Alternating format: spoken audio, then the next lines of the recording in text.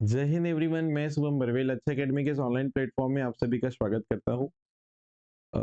आज हम पढ़ने वाले हैं पीएनएसटी एग्जाम्स के प्रीवियस ईयर के क्वेश्चंस के सॉल्यूशन केमिस्ट्री के अंदर। इसके पहले हमने एक टॉपिक था केमिस्ट्री में केमिकल बॉन्डिंग, उसका फर्स्ट लेक्चर हम लोग देख चुके थे। सेकेंड लेक्चर में आज हम फिर कुछ क्वेश्चंस को लेकर आए हैं केमिकल बॉन्डिंग चैप्टर के। उसको हम प्रॉपर डिटेल सॉल्यूशन आपको देने वाले हैं। सारे बच्चे लेक्चर्स को अच्छे से समझें और प्रॉपर नोट्स में उसको नोट करके बार बार प्रैक्टिस करें ताकि आपसे इजीली क्वेश्चन बने, है ना।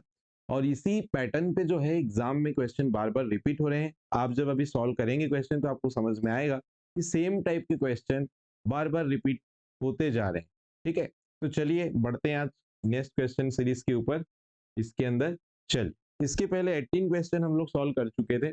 आज हमारे पास क्वेश्चन नंबर 19 से स्टार्ट करेंगे जो पीएनएसटी 2016 में पूछा गया है। कहाँ पूछा गया है?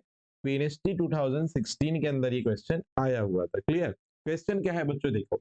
ClF3 में क्लोरीन के हाइब्रिडाइजेशन स्टेट बोल रहा है। अच्छा, ClF3 में सेंटर एटम क्या है बताइए? क्लोरीन।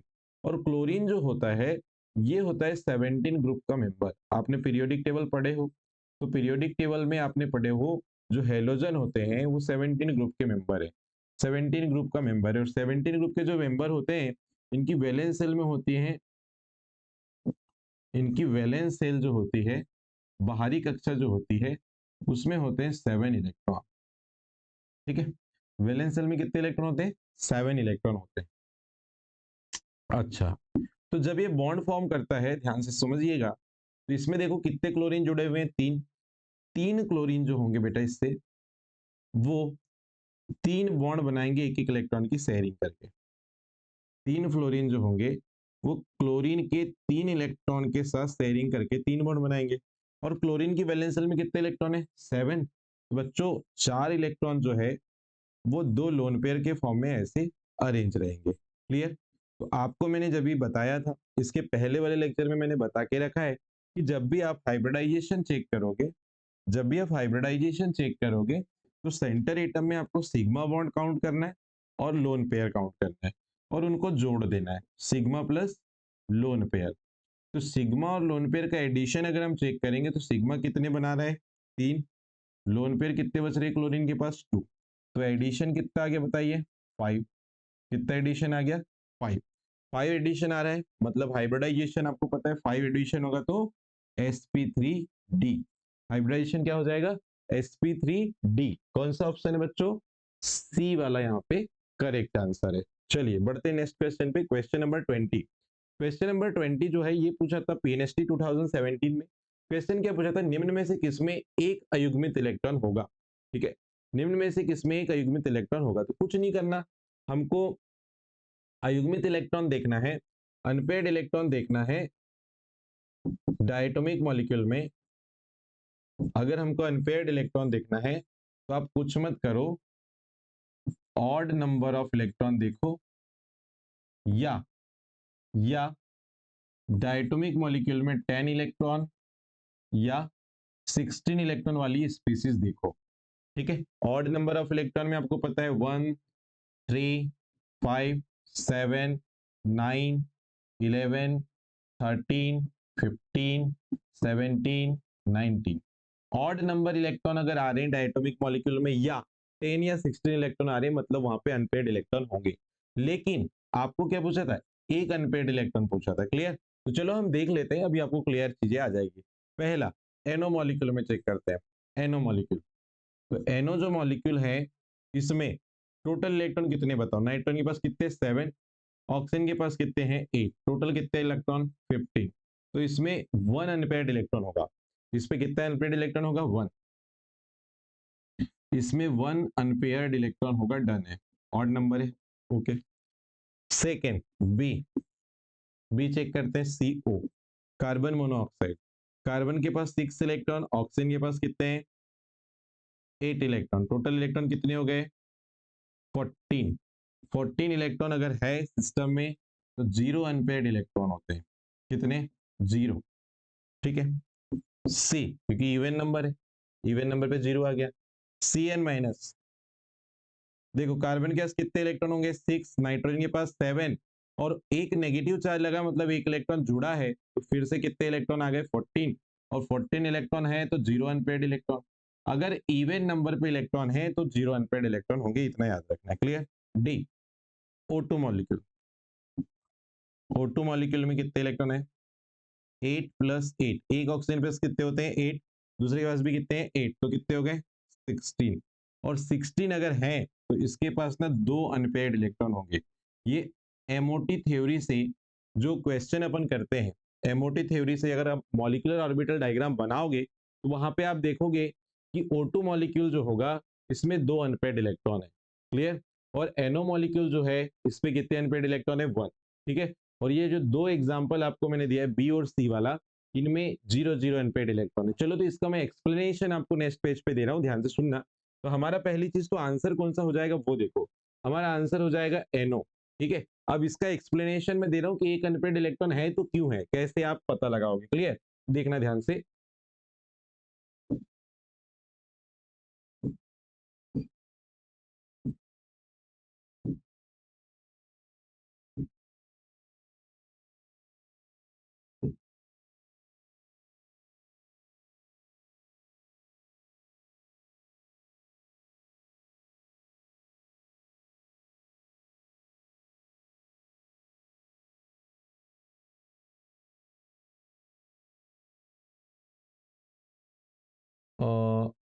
एक मिनट बस।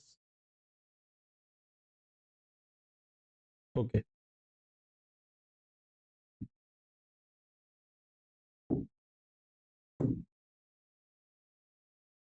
देखिएगा NO मॉलिक्यूल, देखिए जरा ध्यान से। NO मॉलिक्यूल का अगर मैं एमओटी डायग्राम बनाऊं या इसको ऐसे ही लिख देता हूँ, molecular orbital diagram of NO molecule. NO molecule का अगर हम एमओटी डायग्राम देखें, मॉलिक्यूलर ऑर्बिटल डायग्राम देखें तो क्या होगा। देखो इसमें जनरली क्या है, नाइट्रोजन और ऑक्सीजन से मिलकर के मॉलिक्यूल बनता है। तो जनरली जब अपन मॉलिक्यूलर ऑर्बिटल डायग्राम बनाते हैं तो जो दो एलिमेंट है जिनके अपन क्या बोलना चाहिए डायग्राम में जिनको रिप्रेजेंट कर रहे हैं, एक साइड मैंने ले लिया चलिए ऑक्सीजन, एक साइड मैंने ले लिया क्या नाइट्रोजन। ठीक है।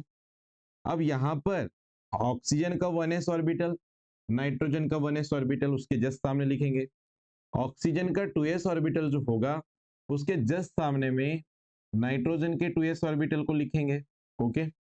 फिर इधर तीन ऑर्बिटल, तीन पी ऑर्बिटल किसके लिखेंगे ऑक्सीजन के, जस्ट इसके सामने तीन पी ऑर्बिटल किसके लिखेंगे नाइट्रोजन के। मतलब होता क्या है समझो, एमओटी थ्योरी में क्या होता है कि जब दो एटम मिलकर मॉलिक्यूल बनाते हैं तो उनके सेम नेचर वाले ऑर्बिटल जो है आपस में ओवरलैपिंग करते हैं और क्या फॉर्म करते हैं मॉलिक्यूलर ऑर्बिटल फॉर्म करते हैं उतनी ही संख्या में। जितनी संख्या में एटॉमिक ऑर्बिटल ओवरलैप होते हैं उतनी ही संख्या में मॉलिक्यूलर ऑर्बिटल बनते हैं, जिसमें से आधे ऑर्बिटल सॉरी जिसमें से आधे मॉलिक्यूलर ऑर्बिटल जो होंगे वो बॉन्डिंग होते हैं और आधे जो होंगे उनको हम क्या बोलते हैं एंटी बॉन्डिंग बोलते हैं। तो बॉन्डिंग मॉलिक्यूलर ऑर्बिटल की एनर्जी कम होती है और एंटी बॉन्डिंग की एनर्जी क्या होती है ज्यादा होती है। चलो यहां ध्यान दीजिएगा, नाइट्रोजन का इलेक्ट्रॉनिक कॉन्फ़िगरेशन कितना 1s2 2s2 और ये क्या होता है 2p3। ऑक्सीजन का इलेक्ट्रॉनिक कॉन्फ़िगरेशन 1s2 2s2 और 2p क्या होता है 4। क्लियर। ओके। अब ध्यान देने वाली बात क्या है कि इनमें इलेक्ट्रॉन फील करते, तो यहाँ पे देखो ऑक्सीजन के 1s में 2, 2s में 2 इलेक्ट्रॉन है और 2p में कितने 4, तो ये 2p में 4 इलेक्ट्रॉन ऑक्सीजन के पास। और नाइट्रोजन पे फील करो 1s पे 2, 2s पे 2 और 2p में कितने 3, तो 2px 2py 2pz 1 इलेक्ट्रॉन आ गए। अच्छा अब ध्यान दीजिएगा थोड़ा सा, 1s में ओवरलैपिंग होगी तो एक बनेगा ऊपर मॉलिक्यूलर ऑर्बिटल और एक बनेगा नीचे। तो जो नीचे बन रहा है इसको हम बोलते हैं सिग्मा 1s और जो ऊपर बन रहा है इसको सिग्मा स्टार क्या बोलेंगे 1s। क्लियर। इनको अपन ऐसे आपस में अरेंज कर दे रहे हैं ऐसे। ठीक है। तो 1s ऑर्बिटल की ओवरलैपिंग हुई तो दो मॉलिक्यूलर ऑर्बिटल बने, एक बॉन्डिंग सिग्मा 1s और एक anti bonding sigma star 1s। अब यहाँ से दो इलेक्ट्रॉन, यहाँ से दो इलेक्ट्रॉन, अगर 4 इलेक्ट्रॉन है तो ओवरलैपिंग में जो ऑर्बिटल बनेंगे इसमें बॉन्डिंग में पहले 2 इलेक्ट्रॉन जाएंगे फिर एंटी बॉन्डिंग में 2 इलेक्ट्रॉन जाएंगे। सेम केस यहाँ पे भी होगा कि हाइड्रो सॉरी नाइट्रोजन और ऑक्सीजन की 2s ऑर्बिटल में ओवरलैपिंग होगी तो एक एंटी बॉन्डिंग ऑर्बिटल और एक क्या बनेगा, बॉन्डिंग ऑर्बिटल। क्लियर है, ऐसे करके। ओके, यहाँ पर इसको हम बोलेंगे सिग्मा 2s ऑर्बिटल, इसको हम बोलेंगे sigma star 2s orbital.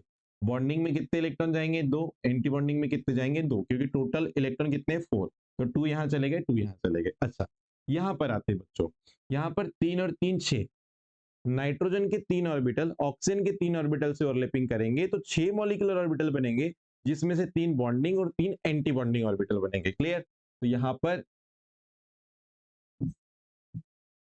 2 orbital ये और 1 ऑर्बिटल ये हो गए बॉन्डिंग, और यहाँ पर ऊपर बनेंगे एंटी बॉन्डिंग 3 ऑर्बिटल। ठीक है जी।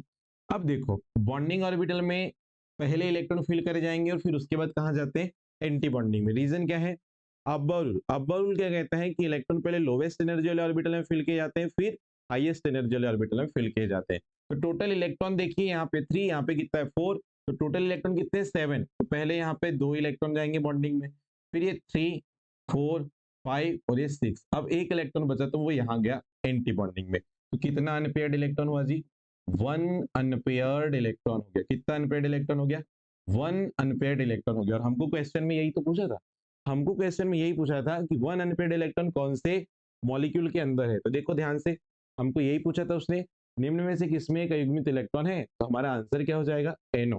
क्लियर। अगर मैं यहाँ पे 2 अनपेयर्ड इलेक्ट्रॉन मैंने बोला था ऑक्सीजन पे, तो यहाँ पे अगर मैं ऑक्सीजन का MOT डायग्राम बनाऊं किसके लिए, ऑक्सीजन के लिए, तो बड़ा सिंपल है। ऑक्सीजन मॉलिक्यूल अगर है तो दोनों साइड किसको रखेंगे, ऑक्सीजन को। चलो देखते हैं, O2 मॉलिक्यूल के लिए अगर मैं MOT डायग्राम देखूं, ध्यान से देखिएगा, मैंने 2 इसमें अनपेयर्ड इलेक्ट्रॉन आपको बताए हैं, देखिएगा यहाँ पर एक ऑक्सीजन का 1s ऑर्बिटल, इधर मैं ऑक्सीजन लिख दे रहा हूँ, यहाँ पे दूसरे ऑक्सीजन का 1s ऑर्बिटल। ओके जी, यहाँ पे एक ऑक्सीजन का 2s ऑर्बिटल, यहाँ पे दूसरे ऑक्सीजन का 2s ऑर्बिटल, यहाँ पर 3p ऑर्बिटल, यहाँ पर 3p ऑर्बिटल दूसरे वाले ऑक्सीजन के। ओके, अब ध्यान देने वाली बात क्या है कि यहाँ जब ओवरलैपिंग होगी 1s की, तो एक एंटी बॉन्डिंग मॉलिक्यूलर ऑर्बिटल बनेगा, एक बॉन्डिंग बनेगा।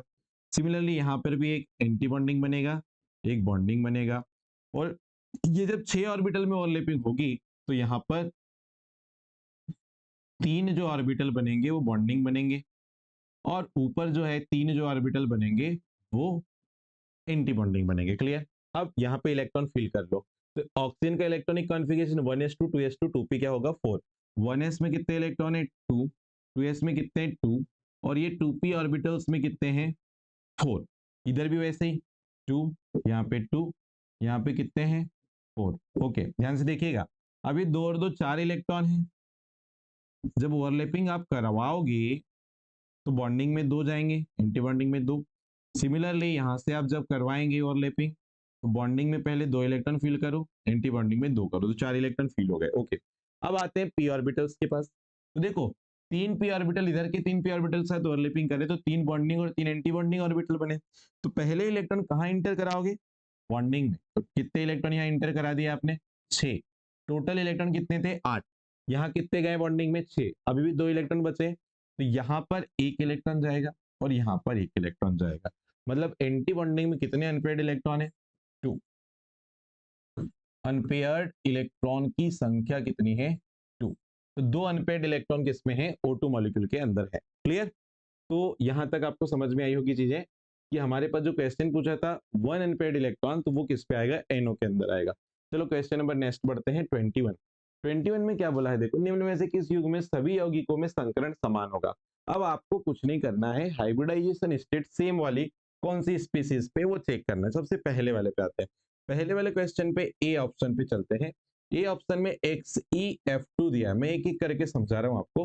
पहला XeF2 है, फिर I3 माइनस है, और फिर ICl3 है। ध्यान से समझिएगा, सेंटर एटम पे फोकस करेंगे। यहाँ पे जीनॉन है सेंटर एटम। ओके जी, जीनॉन होता है 18वें समूह का मेंबर, और 18 ग्रुप के मेंबर की वैलेंस शेल में होते हैं 8 इलेक्ट्रॉन। अब 8 इलेक्ट्रॉन से, अब ध्यान से सुनिएगा, यहाँ पे कितने फ्लोरीन जुड़े हैं 2, तो 2 फ्लोरीन 2 बॉन्ड बनाने में लग गए। ठीक है, 2 फ्लोरीन से 2 बॉन्ड बनाने में जीनॉन के 2 इलेक्ट्रॉन इन्वेस्ट हुए, तो जिनॉन के पास कितने इलेक्ट्रॉन बचेंगे जी, जो बॉन्ड बनाने में नहीं जा रहे हैं? तो 6 बचेंगे। 6 बचे मतलब लोन पेयर कितने? 3। लोन पेयर कितने? 3। सिग्मा बॉन्ड कितने? 2। तो सिग्मा बॉन्ड है 2, लोन पेयर है कितना? 3। एडिशन कितना आया बच्चों? 5। तो हाइब्रिडाइजेशन क्या हो जाएगा? sp3d। मतलब XeF2 में हाइब्रिडाइजेशन होता है कितना? sp3d। अच्छा I3 माइनस पे आते हैं। देखो आयोडीन है सेंटर में, इससे दो क्या जुड़ रहे हैं बच्चों? आयोडीन। ओके, ध्यान सुनना, सेंटर एटम आयोडीन है। आयोडीन कौन सी फैमिली का मेंबर है आपको पता है? आयोडीन जो है वो 17 ग्रुप का मेंबर है। वैलेंस शेल में कितने इलेक्ट्रॉन? 7। अब यहाँ ना एक नेगेटिव चार्ज भी लगा है, मतलब सेंटर एटम के पास एक इलेक्ट्रॉन बढ़ गया, तो 7 तो पहले से इलेक्ट्रॉन थे, एक और आ गया, तो कितने इलेक्ट्रॉन हो गए? 8। अब 8 इलेक्ट्रॉन इसके पास है भैया, इसमें मैंने एक नेगेटिव चार्ज लगा दिया, मतलब 8 इलेक्ट्रॉन है इसके पास। तो 8 में से एक इलेक्ट्रॉन इससे बॉन्ड बनाने में लगाया, एक इलेक्ट्रॉन इससे बॉन्ड बनाने में लगाया, तो अभी इसके पास 6 इलेक्ट्रॉन बचे। मतलब लोन पेयर कितने बचे, कोई बताएगा? लोन पेयर जो है इसके पास कितने बच गए? 3। ठीक है, तो लोन पेयर कितने बचे? 3। और सिग्मा बॉन्ड कितने हैं? 2। तो फिर से यहां देखो, सिग्मा प्लस लोन पेयर अगर मैं करूं तो 2 + 3, मतलब एडिशन कितना आया? 5। और संकरण क्या हो जाएगा फिर से? sp3d। क्या हो जाएगा? sp3d। ओके, तीसरी स्पीसीज में आओ, ICl3। सेंटर एटम कौन है? आयोडीन। ओके, वैलेंस शेल में कितने इलेक्ट्रॉन है बताओ जल्दी से? 7। अब बताओ 7 में से इससे कितने क्लोरीन जुड़े बताओ? 3। तो 3 क्लोरीन से ये 3 बॉन्ड बनाने में कितने इलेक्ट्रॉन लगा दिया होगा? 3, क्योंकि सिंगल बॉन्ड बन रहा है। तो आयोडीन के पास 7 इलेक्ट्रॉन थे, 7 इलेक्ट्रॉन थे वैलेंस शेल में, 3 इलेक्ट्रॉन बॉन्ड बनाने में लगा रहा है, तो 4 इलेक्ट्रॉन अभी भी बचे हैं इसके पास। मतलब लोन पेयर कितना है भैया? लोन पेयर है 2। ठीक है, लोन पेयर 2 है, और सिग्मा कितने बना रहा है? Sigma bond 3। तो बताओ एडिशन करो, सिग्मा 3 है, लोन पेयर कितना है? 2 है, एडिशन कितना आया? 5। तो बताओ sp3d संकरण हो गया कि नहीं हो गया? मतलब हमको जो पूछा था हमको पहले ही ऑप्शन में मिल गया। क्या बोला था कि ऐसा पेयर बताओ यहाँ पे जिसमें सभी कंपाउंड्स में हाइब्रिडाइजेशन क्या है? सेम। तो पहला ही ऑप्शन हमारा क्या हो चुका है? करेक्ट हो चुका है। अब देखो इसके बाद जितने एग्जाम्पल आ रहे हैं उनको भी मैं बता रहा हूं आपको, ध्यान से देखिएगा। चलिए, ये हो गया हमारा पहला ऑप्शन, ये पहला ऑप्शन हमारा आंसर भी आ गया। बाकी जो ऑप्शन है उनको भी अपन एक बार करते, तो इसको मिटा दे रहा हूं, आप इसको लिख लेना पहले। ठीक है। चलिए ऑप्शन नंबर बी पे भी आते हैं। ऑप्शन नंबर बी पे देखिए, ऑप्शन नंबर बी जो है इस पे देखिएगा, SO2 क्या क्या दिया है चेक करो, SO2, SO3 और क्या है? PCl3। ध्यान से देखिएगा, SO2 में सल्फर है, सेंटर एटम क्या है? सल्फर। और सल्फर होता है बेटा 16 ग्रुप का मेंबर, 16वें समूह का मेंबर। और 16 ग्रुप के मेंबर में वैलेंस शेल में कितने इलेक्ट्रॉन होते हैं? 6। बाहरी कक्षा में कितने इलेक्ट्रॉन होते हैं? 6। अब बताओ यहां से कितने ऑक्सीजन जुड़े हैं जी? 2 ऑक्सीजन जुड़े हैं। तो यहां पर देखो, ये डबल बॉन्ड से एक ऑक्सीजन जुड़ा है, और क्या होता है, एक ऑक्सीजन जो है इसके साथ सल्फर बनाता है कोऑर्डिनेट बॉन्ड। ठीक है, तो अभी सल्फर ने देखो इधर 2 इलेक्ट्रॉन इधर बॉन्ड बनाने में लगाया, और ये जो बॉन्ड बन रहा है ये कोऑर्डिनेट बॉन्ड इसको हम बोलते हैं। कौन सा बॉन्ड बोलते हैं? कोऑर्डिनेट। तो इसमें भी 2 इलेक्ट्रॉन सल्फर बॉन्ड बनाने में लगा रहा है। तो सल्फर के पास अब कितने इलेक्ट्रॉन बच गए? 2। 6 में से 2 इलेक्ट्रॉन इधर लग गए, 2 इलेक्ट्रॉन इधर लग गए, और 2 इलेक्ट्रॉन यहाँ पे बचे हैं, तो लोन पेयर बोल दिया अपन ने। तो ये लोन पेयर, और कितने सिग्मा बॉन्ड बना रहा है? 2। तो भैया सिग्मा बॉन्ड की संख्या जो है ना यहाँ पे, वो कितनी है बताओ? 2। लोन पेयर कितना है? 1। एडिशन कितना आया जी? 3। और एडिशन 3 आया, तो हाइब्रिडाइजेशन क्या है? sp2। क्या है हाइब्रिडाइजेशन? sp2। तो SO2 में तो sp2 हाइब्रिडाइजेशन है। अच्छा, SO3 के स्ट्रक्चर पे आते हैं। तो SO3 का स्ट्रक्चर कुछ इस टाइप से होगा, डबल बॉन्ड O, इधर एक कोऑर्डिनेट बॉन्ड, इधर भी एक कोऑर्डिनेट बॉन्ड। ठीक है जी, ओके। अब देखो सल्फर के पास वैलेंस शेल में 6 इलेक्ट्रॉन थे, 2 इलेक्ट्रॉन ये 2 बॉन्ड बनाने में लगाया, और यहाँ पे भी 2 इलेक्ट्रॉन सल्फर के यूज हो रहे हैं, क्योंकि ये कोऑर्डिनेट बॉन्ड है, उपसहसंयोजी बंध है। क्लियर? इधर भी 2 इलेक्ट्रॉन लगाया, तो 2 इलेक्ट्रॉन इधर वेस्ट हो गए, 2 इधर हो गए, और 2 इधर हो गए। तो सल्फर के पास टोटल कितने इलेक्ट्रॉन थे भैया? 6। और 6 के 6 बॉन्ड बनाने में लगा दिया। मतलब यहाँ पर क्या बोलना चाहिए? लोन पेयर इसके पास नहीं बचेगा। ओनली इसने क्या बनाया? 3 सिग्मा बॉन्ड। एक पाई बना रहा है, लेकिन पाई वाले को अपने को इंक्लूड यहाँ नहीं करना है, क्योंकि वो हाइब्रिडाइजेशन वाली ट्रिक में अपने पास पाई बॉन्ड का कोई मतलब नहीं है। तो सिग्मा कितने हैं जी? 3। लोन पेयर कितना है जी? 0। एडिशन कितना आया? 3। तो बताओ हाइब्रिडाइजेशन कितना आया? sp2। फिर से हाइब्रिडाइजेशन क्या आया? sp2। अच्छा, PCl5 पे आओ। Phosphorus centre atom. फास्फोरस के बारे में क्या जानते हैं? ये होता है नाइट्रोजन फैमिली का मेंबर और 15 ग्रुप में आता है, और 15 ग्रुप का मेंबर है, मतलब वैलेंस शेल में कितने इलेक्ट्रॉन है? 5। 5 इलेक्ट्रॉन में से क्लोरीन के साथ कितने इलेक्ट्रॉन बॉन्ड बनाने में लगा दे रहा है? 3। भाई सिंगल बॉन्ड बनाएगा तो 3 क्लोरीन के साथ 3 बॉन्ड बनाएगा, तो इसके पास अभी भी 2 इलेक्ट्रॉन बचे, मतलब एक लोन पेयर। और सिग्मा बॉन्ड कितने हैं? 3। तो सिग्मा बॉन्ड 3 है और लोन पेयर कितना है? 1 है। तो 3 + 1 कितना आ गया? 4। मतलब यहां संकरण होगा sp3। मतलब ये हो गया भैया गलत। क्यों? क्योंकि पहले और दूसरे ऑप्शन में तो सेम आ रहा है। देखो SO2 और SO3 में संकरण sp2 आया, लेकिन PCl5 में कितना आ गया? sp3 आ गया, इसलिए गलत हो गया। क्लियर? अब आते हैं नेक्स्ट ऑप्शन पे। ठीक है, नेक्स्ट ऑप्शन पे आते हैं, देखिएगा। नेक्स्ट हमारे पास क्या है?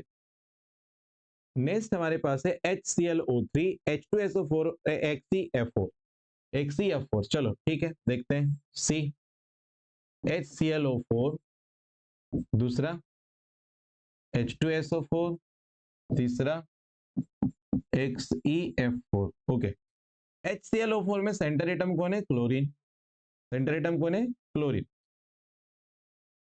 ओके, क्लोरीन बनाएगा एक बॉन्ड, ऑक्सीजन से इससे एक H जुड़ा है, इधर एक कोऑर्डिनेट बॉन्ड, इधर एक कोऑर्डिनेट बॉन्ड, और इधर भी एक कोऑर्डिनेट बॉन्ड।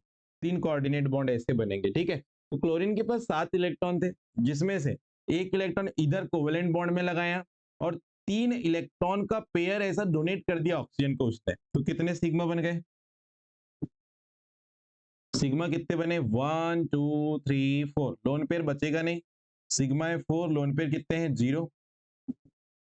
एडिशन 4 आ गया, हाइब्रिडाइजेशन sp3 हो जाएगा। H2SO4 में सल्फर है सेंटर एटम। ठीक है, सल्फर क्या है? सेंटर एटम है। इसमें देखो, 2 ऑक्सीजन के साथ 2 बॉन्ड ऐसे बनता है, ये OH, और इधर भी क्या है? OH।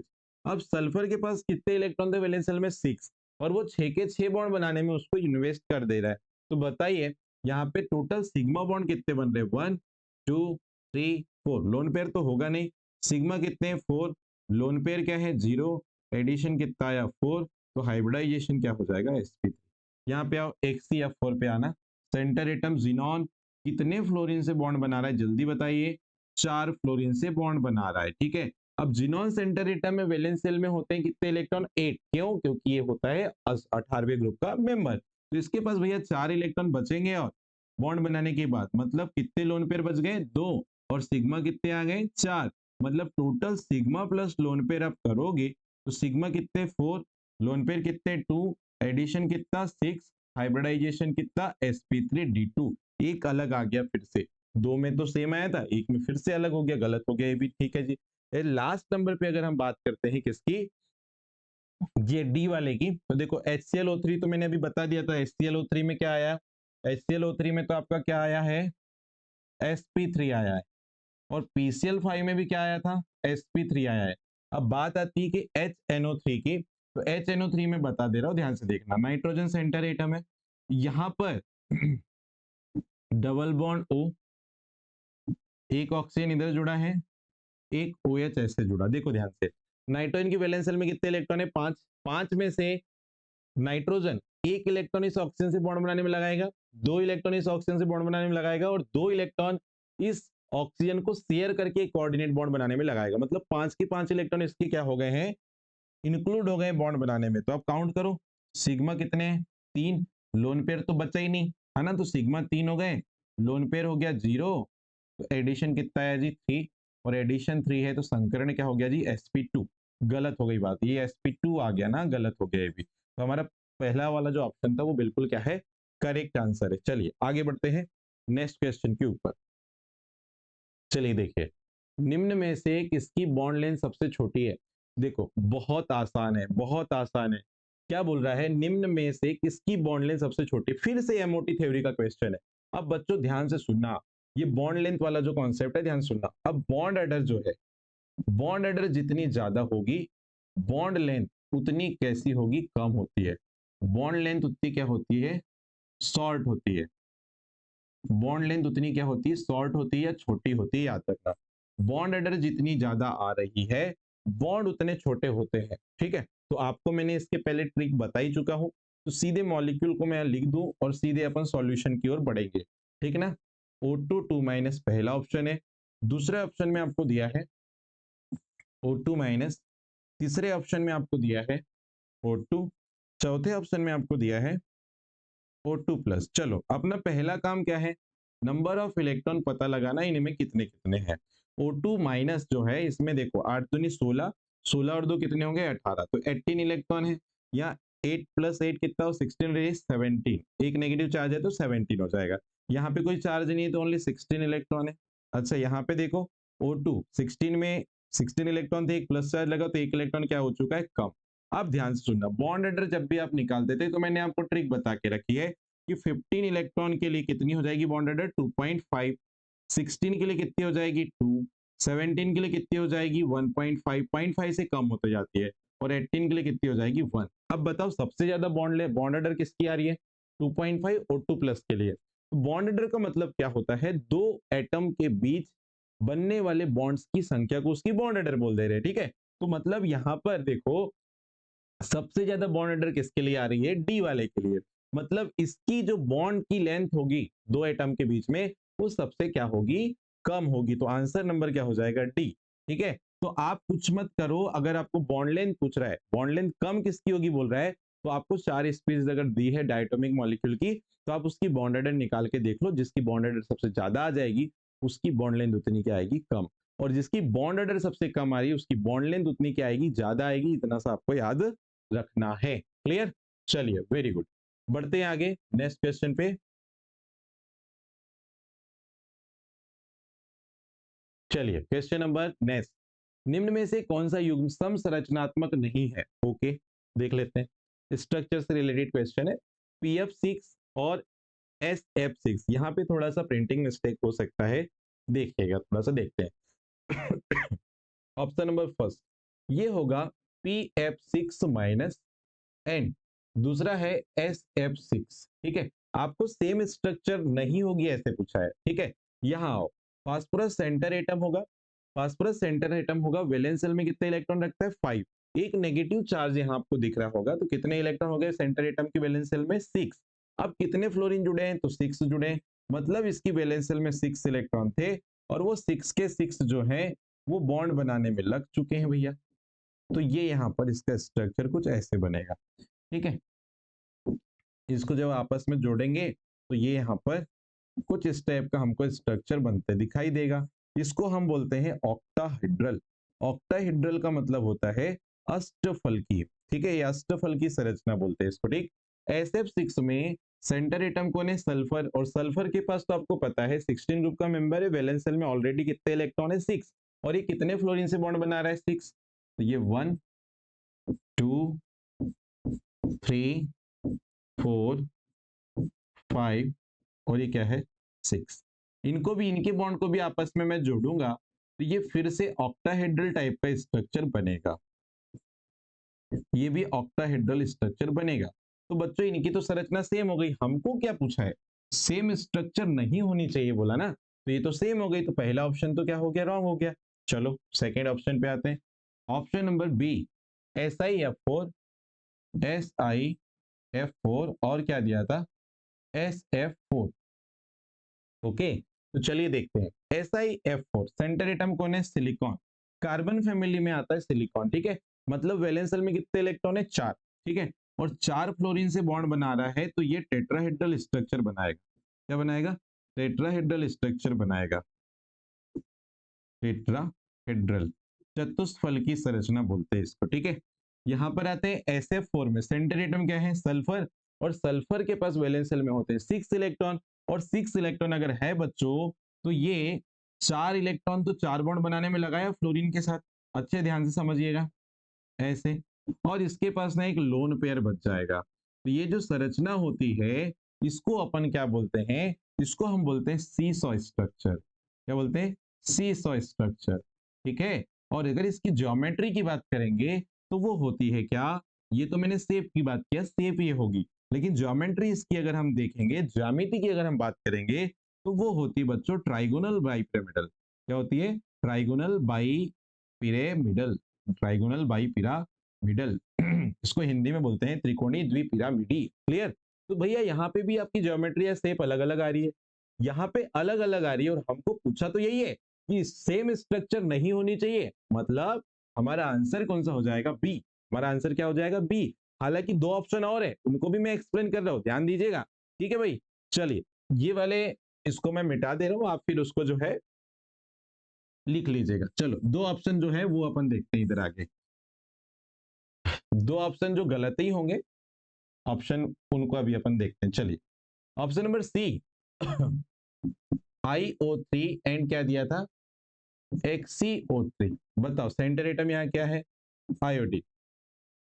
यहाँ जो है ना IO3 माइनस है, प्रिंटिंग मिस्टेक है, यहाँ IO3 माइनस है, यहाँ पे PF6 माइनस था। ठीक है, IO3 माइनस में centre atom iodine, valence shell में कितने इलेक्ट्रॉन थे? 7, क्योंकि हेलोजन फैमिली का मेंबर है। अब बताओ एक नेगेटिव चार्ज लगा तो कितने इलेक्ट्रॉन हो जाएंगे? 8, मतलब आयोडीन के वैलेंस शेल में हो गए 8 इलेक्ट्रॉन। ठीक है जी। ऑक्सीजन कितने लगे? 3, मतलब इसने 3 ऑक्सीजन से दो दो इलेक्ट्रॉन की शेयरिंग करके कितने बॉन्ड बना लिया? 6। अभी इसके पास 2 इलेक्ट्रॉन बचे रहेंगे, तो एक क्या है? Lone pair. तो ये जो ज्योमेट्री आती है या इसको ये जो शेप आती है, शेप को हम बोलते हैं पिरामिडल। क्या बोलते हैं? पिरामिडल। और अगर ज्योमेट्री की बात करोगे तो ज्योमेट्री तो है टेट्राहेड्रल। ज्योमेट्री को अपन बोलते हैं क्या? टेट्राहेड्रल, चतुष्फल की ज्योमेट्री है इसकी। XeO3 में अगर अगर आप आते हो तो सेंटर एटम क्या है? जिनॉन। वैलेंस शेल में कितने इलेक्ट्रॉन थे जी? 8। 8 में से ऑक्सीजन कितने बॉन्ड बना रहे हैं? 6 बॉन्ड तो ऑक्सीजन के साथ बन जाएंगे। तो बताओ जिनॉन के 6 इलेक्ट्रॉन तो निकल गए बॉन्ड बनाने में, तो 2 इलेक्ट्रॉन बचेंगे, तो लोन पेयर कितना बचा? 1। सिग्मा बॉन्ड कितने हैं? सॉरी यहाँ बॉन्ड की बात नहीं करना है। हाँ यहाँ पर देखो जिनॉन का स्ट्रक्चर और इसका IO3 का स्ट्रक्चर सेम लग रहा है, मतलब इसकी भी जो ज्योमेट्री सॉरी शेप है वो पिरामिडल ही होगी, और ज्योमेट्री कैसी होती है? टेट्राहेड्रल। मतलब ये भी सेम हो गई जी। गड़बड़ हो गया, हमको सेम थोड़ी ना पूछा है, गलत है। डी, डी वाले में क्या है देखो? BH4 minus and NH4 plus. देखिएगा जरा ध्यान से, BF4 माइनस में सेंटर एटम क्या है? बोरॉन। और बोरॉन के पास तो वैलेंस शेल में आपको पता है कितने इलेक्ट्रॉन होते हैं? 3। एक नेगेटिव चार्ज लगा है, तो यहाँ पर कितने इलेक्ट्रॉन हो गए बोरॉन की वैलेंस शेल में? 4। अब 4 इलेक्ट्रॉन हो गए बच्चों, तो यहाँ पर 4 बॉन्ड बनेंगे हाइड्रोजन के साथ। एक यहाँ पे ना कोऑर्डिनेट बॉन्ड बनता है, ऐसा एक हाइड्रोजन है, वो हाइड्रोजन इसके साथ कोऑर्डिनेट बॉन्ड बनाता है, तो इस पे नेगेटिव चार्ज आ जाएगा। तो ये जो स्ट्रक्चर यहाँ पे बन के आ रही है, इसको आप टेट्राहेड्रल बोलते हैं। क्या बोलते हैं? टेट्राहेड्रल स्ट्रक्चर बोलते हैं। यहाँ NH4 प्लस में क्या होता है कि नाइट्रोजन के पास वैलेंस शेल में कितने इलेक्ट्रॉन होते हैं? 5। 5 में से 3 हाइड्रोजन को 3 इलेक्ट्रॉन देके बॉन्ड बनाता है, और एक H प्लस जुड़ता है इससे, जिसको ये कोऑर्डिनेट बॉन्ड बनाता है ऐसे। तो यहाँ पर इसके ऊपर क्या जाएगा? Plus charge. ठीक है, एक लोन पेयर डोनेट करता है इस H प्लस को, तो यहाँ पे प्लस चार्ज आ जाता है। तो इसकी स्ट्रक्चर भी जो है अमोनियम आयन बोलते हैं इसको, टेट्राहेड्रल हो जाती है। ठीक है, तो ये भी सेम स्ट्रक्चर वाला है, तो ये भी क्या हो चुका है? गलत। सॉरी। तो हमारे पास जो करेक्ट आंसर आ जाएगा बच्चों, वो आ जाएगा क्या? बी। बी वाला करेक्ट आंसर है। इसमें जो ये गुण दिया है वो सेम स्ट्रक्चर वाले नहीं है। 24, निम्नलिखित में से कौन से अणुओं में रेखीय संरचना होती है? निम्नलिखित में से कौन से ऐसे अणु हैं जिनमें लीनियर स्ट्रक्चर होती है? चलो देख लेते हैं। ऑप्शन नंबर फर्स्ट बच्चों ध्यान दीजिएगा, वाटर। वाटर मॉलिक्यूल का जो स्ट्रक्चर होता है, इसमें ऑक्सीजन के साथ 2 हाइड्रोजन ऐसे जुड़े होते हैं, और यहाँ पर ऑक्सीजन के पास कितने लोन पेयर होते हैं? बताओ, 2 लोन पेयर होते हैं। क्लियर है? तो बच्चों यहां पर अगर मैं ऑक्सीजन सॉरी वाटर मॉलिक्यूल की बात करूं, तो लोन पेयर को हटाकर हम लोग इसका शेप देखते हैं।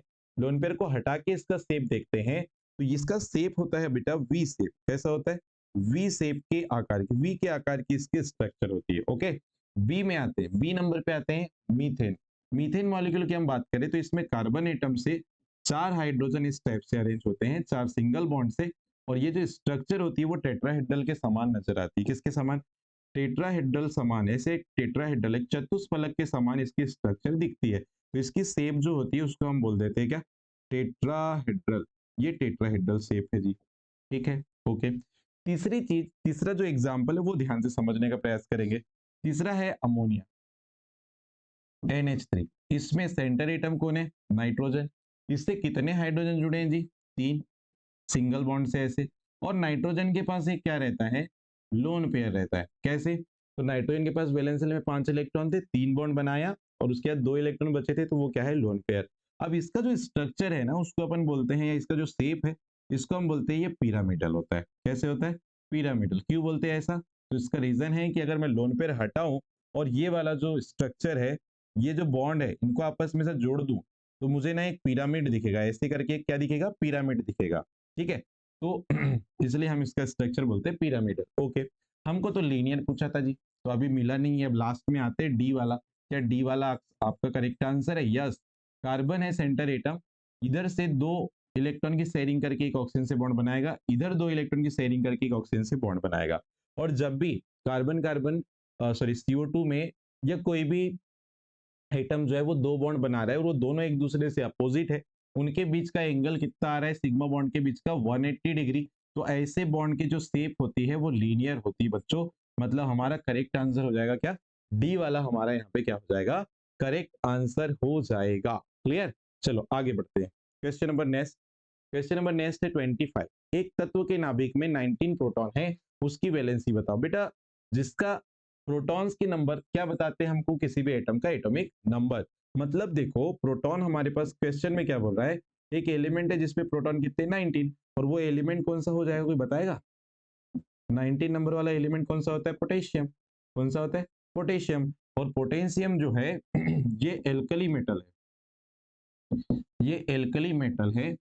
Alkali metal means first group की मेटल है। आपने जब पीरियोडिक टेबल पढ़े हैं तो वहां पढ़े होंगे फर्स्ट ग्रुप के अंदर ये आती है। और फर्स्ट ग्रुप के अंदर जो मेटल आती है उनकी जो वैलेंसी होती है, उनकी जो वैलेंसी होती है वो होती है +1। क्यों +1 होती है? क्योंकि ये बच्चों ऑक्टेट कंप्लीट करने के लिए, ये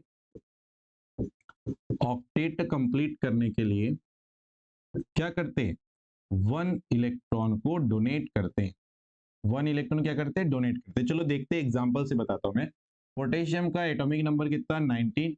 electronic configuration 1s2 2s2 2p6 3s2 3p6 और ये होगा 4s1। देखो, पहली सेल में कितने इलेक्ट्रॉन है? 2। दूसरी में कितने? 8। तीसरी में कितने? 8। और चौथी सेल में कितना इलेक्ट्रॉन है? 1। अब इसको ऑक्टेट कंप्लीट करना है, तो ये वाला इलेक्ट्रॉन अगर वो डोनेट कर देता है लास्ट वाली सेल का, तो ये उसका ऑक्टेट क्या हो जाएगा? कंप्लीट हो जाएगा। क्यों? तो इसकी बाहरी सेल ये वाली हो जाएगी। तो जनरली फर्स्ट ग्रुप के जो एलिमेंट होते हैं उनकी वैलेंसी +1 होती है। +1 क्यों हो रही है? क्योंकि वो एक इलेक्ट्रॉन डोनेट करके ऑक्टेट कंप्लीट कर रहे हैं, इसलिए उनके ऊपर प्लस चार्ज आ जाता है। और कितने इलेक्ट्रॉन डोनेट कर रहे हैं? 1। तो 1 इलेक्ट्रॉन डोनेट कर रहे हैं, इसलिए उसके ऊपर जो है वैलेंसी कितनी आएगी? 1। क्लियर? तो आंसर इज डी। डी वाला करेक्ट आंसर हो जाएगा। नेक्स्ट क्वेश्चन पे आते हैं। Question number 26। बताइए, निम्नलिखित में से कौन सबसे स्टेबल डायटोमिक स्पीसीज है? फिर से आपको बॉन्ड ऑर्डर चेक करना है। 2019 में क्वेश्चन आया था। बॉन्ड ऑर्डर चेक करो, आंसर बताओ। बॉन्ड ऑर्डर चेक करो, आंसर बताओ। ऑप्शन ए N2 कितने इलेक्ट्रॉन है बताओ? 14 इलेक्ट्रॉन है। बी क्या है? O2+ कितने इलेक्ट्रॉन है बताओ? 15 इलेक्ट्रॉन है यहाँ पर। अरे 16 थे दो ऑक्सीजन में, एक कम कर दो, प्लस लगाए तो 15 हो गया ना। O2 - 16, दो ऑक्सीजन में कितने? 16 और एक नेगेटिव चार्ज, तो कितना हो गया? 17। अच्छा डी O2, O2 में कितने? दो ऑक्सीजन है, तो 8 दूनी 16 मतलब 16। ठीक है, अब बॉन्ड ऑर्डर का पता लगाओ। तो भैया जितने 14 इलेक्ट्रॉन के लिए बॉन्ड ऑर्डर कितनी आती है? 3। 15 के लिए 2 पॉइंट क्या आती है? 5। 16 के लिए कितनी आती है? 2। और 17 के लिए आएगी 1.5। अब देखो ध्यान से, बॉन्ड ऑर्डर निकाल लिए। अब आपको क्या बोला था? स्टेबल स्पीसीज पूछा था। ठीक है, तो बताइए, जितनी ज्यादा बॉन्ड ऑर्डर आती है, आपको मैंने जब भी पहले ही बताया, इसके पहले लेक्चर में भी बताया है कि bond order directly proportional stability. ठीक है, मतलब जितनी ज्यादा बॉन्ड ऑर्डर किसी डायटोमिक मॉलिक्यूल के लिए आएगी, उसकी स्टेबिलिटी उतनी ज्यादा होगी। मतलब आंसर कौन सा हो जाएगा? फर्स्ट, क्योंकि इसकी बॉन्ड ऑर्डर क्या आ रही? सबसे ज्यादा आ रही है। Correct answer is a. PNST 2019 ने पूछा था। नेक्स्ट क्वेश्चन फिर से पीएनएसटी 2019 में आया। देखो, थ्योरेटिकल क्वेश्चन था थोड़ा सा। निम्नलिखित स्पीसीज में क्या बोल रहा है? कार्बन मोनोऑक्साइड द्वारा दर्शाया नहीं जाता। मतलब कार्बन मोनोऑक्साइड को अपन कैसे लिखते हैं? CO। कार्बन मोनोऑक्साइड जो होगा, इसके लिए कौन सी प्रॉपर्टी बोला? गलत है, ऐसे पूछ रहा है। तो देखो, पहली बात बोल रहा है it is a neutral oxide, बिल्कुल सही है, तो सही है, न्यूट्रल ऑक्साइड होता है, ये बिल्कुल बात सही है। दूसरा, यह नेचर में डायमैग्नेटिक होगा। डायमैग्नेटिक होगा, चलो चेक करते हैं। ऑक्सी इसमें क्या बोलना चाहिए? नंबर ऑफ इलेक्ट्रॉन काउंट कर लो, तो कार्बन के पास कितने इलेक्ट्रॉन है 6, ऑक्सीजन के पास कितने 8, तो बताओ कितने इलेक्ट्रॉन हो गए 14, और 14 इलेक्ट्रॉन है तो बिल्कुल डायमैग्नेटिक होगा ये डायमैग्नेटिक होगा। सही बात है, ये भी सही दिया स्टेटमेंट, हमको तो गलत पूछा था, तो दो तो सही हो गया। ठीक है ना, हमने बताए थे इवन नंबर ऑफ इलेक्ट्रॉन अगर है तो डायमैग्नेटिक स्पीसीज है। ठीक है, ऐसे करके क्या बोलता है, यह CO2 निर्माण के लिए गर्म करने पर O2 के साथ रिएक्शन करता है। बिल्कुल ये भी कंडीशन सही है, CO2 के साथ जो है CO2 का फॉर्मेशन करने के लिए हम CO को मतलब कार्बन मोनोऑक्साइड को ऑक्सीजन के साथ रिएक्शन करवाते हैं तो CO2 फॉर्म होती है। बिल्कुल सही बात है। लास्ट वाले में आओ, इसकी बॉन्ड ऑर्डर 2.5, गलत बात है। बॉन्ड ऑर्डर देखो, आपने कितने इलेक्ट्रॉन काउंट किए 14, और 14 इलेक्ट्रॉन है तो बॉन्ड ऑर्डर कितनी आएगी 3, बॉन्ड ऑर्डर कितनी आएगी 3, यहाँ कितनी बोल रहा है 2.5, मतलब यही वाला हमारा करेक्ट आंसर है, डी वाला बिल्कुल यहाँ करेक्ट आंसर है। और ये वाली जो लाइन है वो CO के लिए क्या बताई गई है, गलत बताई गई है, और यही हमसे पूछा था, तो लास्ट वाला करेक्ट आंसर हो जाएगा। नेक्स्ट, स्टेबिलिटी का ऑर्डर पूछा है बेटा, स्टेबिलिटी का ऑर्डर पूछा 2019 में पूछा था, कोई दिक्कत नहीं, बहुत आसान क्वेश्चन है। देखो जरा कैसे करना है एक बार अच्छे से समझिएगा। H2 प्लस H2 माइनस और ये दिया है H2। सबसे पहला काम है हमारा कि इनमें इलेक्ट्रॉन्स निकालेंगे। बताओ H2 में नंबर ऑफ इलेक्ट्रॉन कितने हैं, 1 इलेक्ट्रॉन है। H2 माइनस में कितने इलेक्ट्रॉन होंगे 3, और H2 में कितने इलेक्ट्रॉन होंगे 2। ओके ठीक है, पहला काम डायटोमिक मॉलिक्यूल में अपन ने नंबर ऑफ इलेक्ट्रॉन को निकाल लिया। फिर क्या निकालेंगे, बॉन्ड ऑर्डर। तो बताओ 1 इलेक्ट्रॉन के लिए बॉन्ड ऑर्डर 0.5, ये मैंने बता चुका है।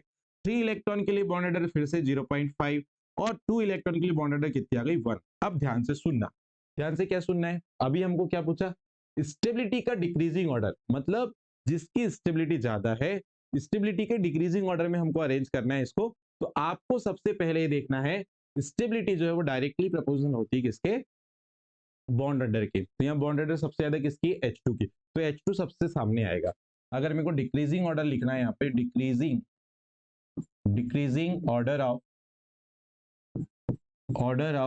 बॉन्ड ऑर्डर अगर मेरे को चेक करना है तो यहाँ पे सबसे पहले तो H2 आ जाएगा, कंफर्म है। तो H2 देखो कहाँ का दिख रहा है, यहाँ दिख रहा है, यहाँ दिख रहा है, ये दो में नहीं दिख रहा है, तो दो तो गलत हो गए। ठीक है, दो तो गलत हो चुके हैं, दो में H2 आगे दिख रहा है। ओके, अब देखो यहाँ पे दो ऑप्शन ऐसे दिख रहे हैं जिनमें बॉन्ड ऑर्डर क्या आ जा रही है, सेम बॉन्ड ऑर्डर 0.5 0.5 आ गई। अब यहाँ याद रखना, जब भी दो स्पीसीज के लिए बॉन्ड ऑर्डर सेम आ जाए तो उस स्पीसीज की स्टेबिलिटी ज्यादा होती है जिसमें नंबर ऑफ इलेक्ट्रॉन कम होते हैं। तो देखो ध्यान से, यहाँ नंबर ऑफ इलेक्ट्रॉन कितना है 1, यहाँ पे नंबर ऑफ इलेक्ट्रॉन कितने 3। अब सर ऐसा क्यों हो रहा है, तो बेटा जहां नंबर ऑफ इलेक्ट्रॉन ज्यादा होते हैं वहां पे एंटी बॉन्डिंग ऑर्बिटल में इलेक्ट्रॉन ज्यादा होते हैं, और एंटी बॉन्डिंग ऑर्बिटल की एनर्जी क्या होती है ज्यादा, और एनर्जी ज्यादा होगी तो स्टेबिलिटी क्या होगी कम। इसलिए यहाँ पर अपन क्या लगाएंगे, सबसे पहले H2 के बाद आ जाएगा H2 प्लस, और उसके बाद आ जाएगा H2 माइनस। तो ये करेक्ट ऑर्डर होगा। तो बताओ कौन से वाले ऑप्शन में दिख रहा है ऐसा, ये बी वाले में करेक्ट आंसर दिख रहा है, मतलब ए वाला भी इसका आंसर होने वाला नहीं है। PNST 2019 ने पूछा था, बहुत आसान क्वेश्चन था। क्वेश्चन नंबर नेक्स्ट पे आते हैं, देखो जरा 29 नंबर के क्वेश्चन पे आते हैं। 29 नंबर के क्वेश्चन है, अच्छे से देखिएगा क्या बोल रहा है देखिए, which of the following species does not have coordinate covalent bond. ठीक है, आपको बोल रहा है इनमें से कौन सी ऐसी स्पीसीज है जिसमें कोऑर्डिनेट बॉन्ड नहीं होगा। चलिए ऑप्शन नंबर फर्स्ट पे आते हैं, ऑप्शन नंबर फर्स्ट पे आते हैं। देखो सेंटर एटम कौन है, कार्बन, और यहाँ पर कार्बन जो है बच्चों, इससे एक बॉन्ड, एक कार्बन सॉरी एक इलेक्ट्रॉन से क्या बोलना चाहिए, हाइड्रोजन बॉन्ड बना ले रहा है। इसके कार्बन से दो इलेक्ट्रॉन से दो ऑक्सीजन बॉन्ड बना ले रहे, और इधर एक ऑक्सीजन से एक कार्बन बॉन्ड बना रहा है और एक हाइड्रोजन बॉन्ड बना रहा है। तो यहाँ जितने भी हमको बॉन्ड दिख रहे हैं फॉर्मिक एसिड के अंदर, ऑल बॉन्ड कोवेलेंट। यहाँ पे ऑल बॉन्ड कैसे हैं, कोवेलेंट है, मतलब सिंगल इलेक्ट्रॉन की शेयरिंग से बन रहे। तो ये वाला हमारा करेक्ट आंसर होगा। क्या बोला था, कोऑर्डिनेट बॉन्ड नहीं होगा, तो कोऑर्डिनेट बॉन्ड इसमें ही नहीं है, पूरे बॉन्ड कोवेलेंट है। ठीक है, मतलब एक एक इलेक्ट्रॉन की शेयरिंग से बन रहे हैं। अब बी वाला चेक करते हैं, देखो बी वाला H3O प्लस, H3O प्लस कैसे बना है समझना थोड़ा सा, मैं इसका प्रोसीजर बता दे रहा हूँ आपको। हमारे पास H2O मॉलिक्यूल होता है, क्या H2O मॉलिक्यूल होता है, इसमें ऑक्सीजन के पास कितने लोन पेयर है, दो। अगर मैंने इसके साथ H प्लस आयन की रिएक्शन करवाई तो यहां से एक लोन पेयर इसको ये डोनेट कर देता है, और यहां पर एक बॉन्ड बनता है, ध्यान सुनना, ऐसे तीर वाला बॉन्ड बनता है। ठीक है, इसी को अपन कोऑर्डिनेट बॉन्ड बोलते हैं, क्या, कोऑर्डिनेट बॉन्ड। और इस ऑक्सीजन के पास एक लोन पेयर तो रहेगा, लेकिन इसको जब 2 इलेक्ट्रॉन डोनेट करेगा तो इसके ऊपर क्या आएगा, प्लस चार्ज। तो इस पे तो कोऑर्डिनेट बॉन्ड प्रेजेंट है और पहले से 2 कोवेलेंट बॉन्ड भी थे इसके अंदर, है ना। तो ये वाला बी वाला तो गलत हो गया आंसर, ए वाला तो करेक्ट है। अब सी वाले में चेक करते हैं, सी वाले पे देखो जरा, H2SO4 सेंटर एटम कौन है, सल्फर। सल्फर जो सेंटर एटम है वो 16 ग्रुप का मेंबर है। इसकी वैलेंसी 2 होती है बेटा, कितनी होती है, 2। तो इधर एक ऑक्सीजन से रिएक्ट करके एक बॉन्ड बना लिया और इससे एक हाइड्रोजन बॉन्ड बना लिया है। इधर एक ऑक्सीजन से ऐसी बॉन्ड बना लिया सिंगल, और इसने, ये ऑक्सीजन ने इधर एक सिंगल बॉन्ड इससे बना लिया शेयरिंग करके, क्लियर। अब सल्फर का तो स्टेप कंप्लीट हो चुका है, मतलब सल्फर के पास टोटल इलेक्ट्रॉन कितने थे वैलेंस शेल में, 6। 2 बॉन्ड बनाया तो 2 4 6 और 2 8, 8 इलेक्ट्रॉन हो गए, स्टेप कंप्लीट हो गया। अगर ये ऑक्टेट रूल को फॉलो कर रहा है तो बच्चों ये और आगे शेयरिंग करके बॉन्ड नहीं बनाएगा। तो यहाँ पे देखो कितने और ऑक्सीजन जुड़े, 2। तो यहाँ पे एक ऑक्सीजन और ले लो, यहाँ पे एक ऑक्सीजन और ले लो, तो ये बच्चों बॉन्ड तो बनाएगा, लेकिन तो अब ये क्या करेगा, यहाँ से अपने एक लोन पेयर ऐसा डोनेट किया तो ये 2 इलेक्ट्रॉन यहाँ से इधर चले गए, वैसे यहाँ से 2 इलेक्ट्रॉन इधर डोनेट किया तो 2 इलेक्ट्रॉन इधर चले गए। मतलब ये जो है वो कौन सा बॉन्ड बना लिया उसने, कोऑर्डिनेट बॉन्ड। तो कोऑर्डिनेट बॉन्ड में दोनों इलेक्ट्रॉन किसी एक एटम के होते, इतना याद रखो। तो ये कोऑर्डिनेट बॉन्ड बन गया, ठीक है। तो ये भी आंसर कैसा है, गलत, क्योंकि यहाँ पे भी कोऑर्डिनेट बॉन्ड है। और NH4 प्लस में बच्चों याद रखना, N नाइट्रोजन से 3 बॉन्ड, ये अमोनिया का स्ट्रक्चर मैंने बनाया, इसके पास एक लोन पेयर होता है, क्लियर।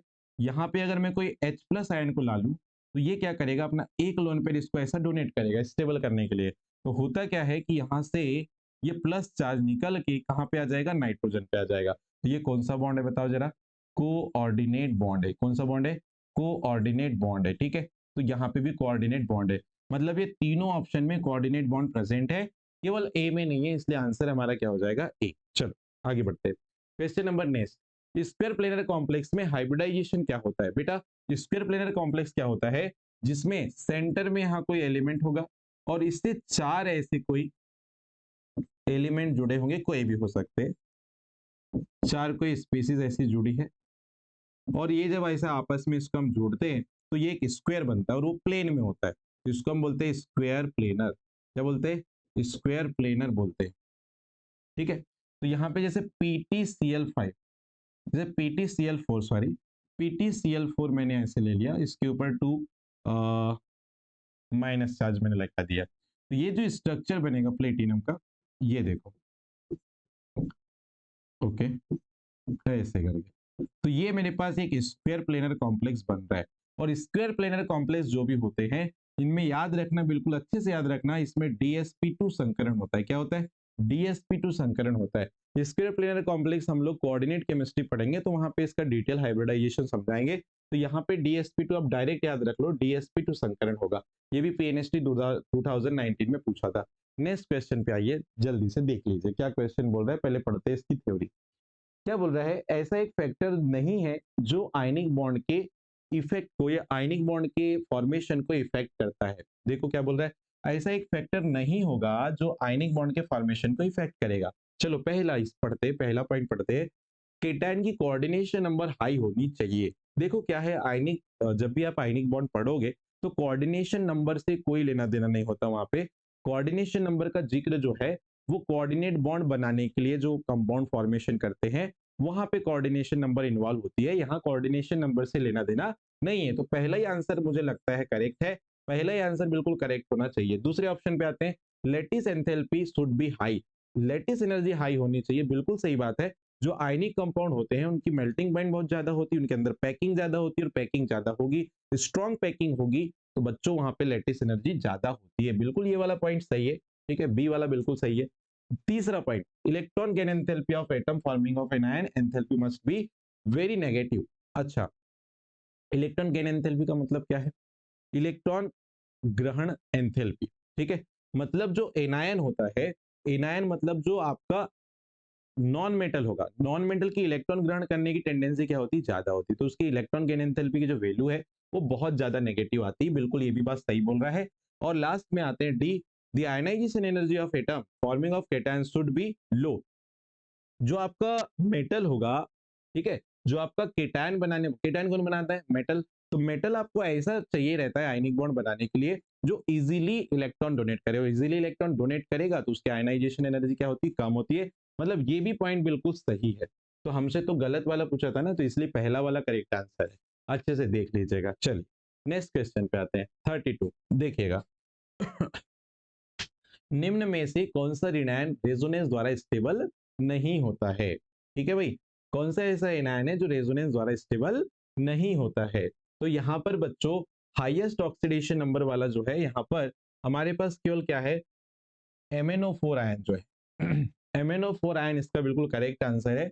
रेजोनेंस जो है, रेजोनेंस मीन्स अनुनाद होता है, और रेजोनेंस में मतलब रेजोनेंस स्टेबलाइजेशन का मतलब क्या होता है कि जितनी ज्यादा रेजोनेंस स्ट्रक्चर कोई बनाएगा कोई मॉलिक्यूल, उसकी स्टेबिलिटी उतनी क्या होती है, ज्यादा होती है। तो यहाँ पे MnO4 बिल्कुल करेक्ट आंसर रहेगा, याद रखना है। ठीक है, इसका स्ट्रक्चर कैसे होता है अगर हम देखना चाहेंगे तो MnO4 का स्ट्रक्चर जो होता है वो होता है कुछ ऐसे, manganese double bond double bond double bond और ये ऑक्सीजन नेगेटिव चार्ज।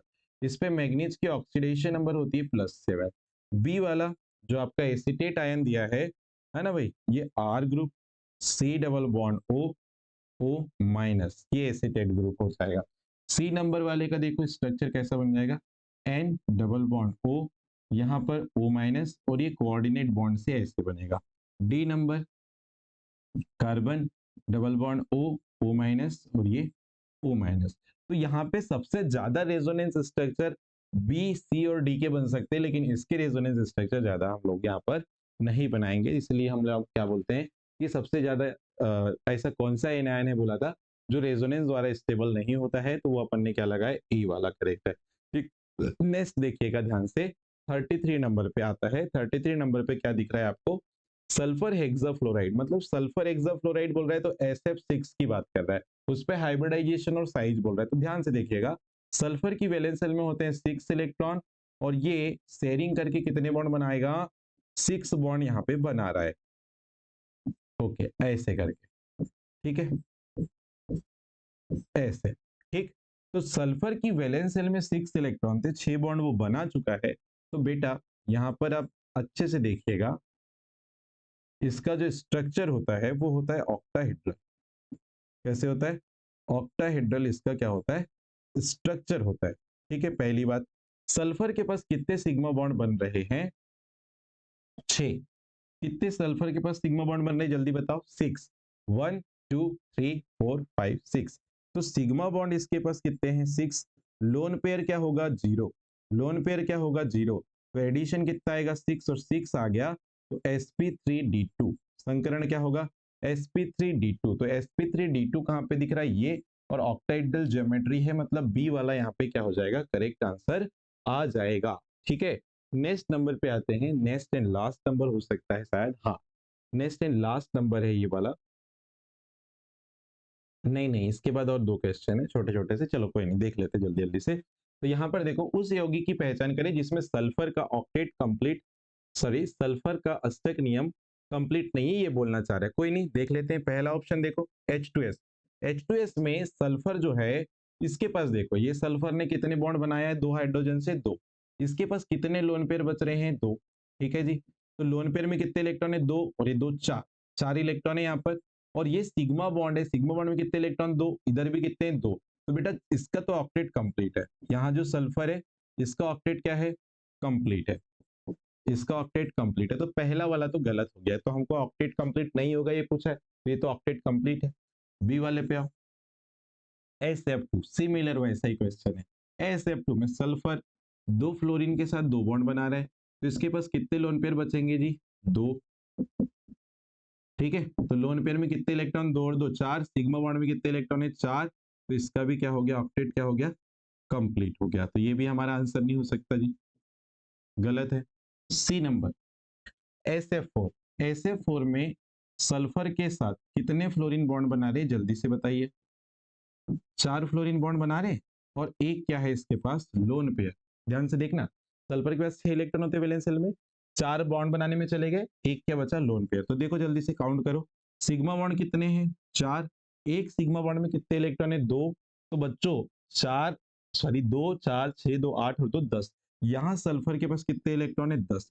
10 इलेक्ट्रॉन है सल्फर के पास, मतलब इसका ऑक्टेट जो है, ऑक्टेट रूल को ये फॉलो नहीं कर रहा है, ऑक्टेट रूल नॉट फॉलो। यहाँ सल्फर जो है ऑक्टेट रूल को फॉलो नहीं कर रहा है, आंसर नंबर सी डी वाले में भी अगर देखना चाहते हैं तो मैं इधर बता दे रहा हूँ, SO2 में सल्फर से एक ऑक्सीजन डबल बॉन्ड से जुड़ा है और यहां से 2 इलेक्ट्रॉन ऐसे डोनेट करके सल्फर जो एक ऑक्सीजन से बॉन्ड बनाएगा और इसके पास एक क्या बचेगा, लोन पेयर। ध्यान से सुनना, सल्फर के पास कितने इलेक्ट्रॉन थे वैलेंस शेल में, 6।